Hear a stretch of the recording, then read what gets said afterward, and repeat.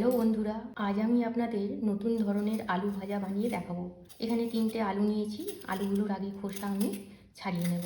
আলুগুলোর খোসা ছাড়ানো হয়ে গেছে। এবার আলুগুলোকে কেটে রেডি করে নেব। আলুগুলোকে ছোট ছোট করে টুকরো করব, যেমন পোস্তর আলু কাটে ঠিক সেই ধরনের। আলু কুচিগুলোকে ভালো করে ধুয়ে নেবো, তারপর সেদ্ধ করে নেবো। আলুটা সেদ্ধর জন্য দিয়ে দেবো বড় কাপের 1 কাপ জল, দেবো 1 টিস্পুন নুন।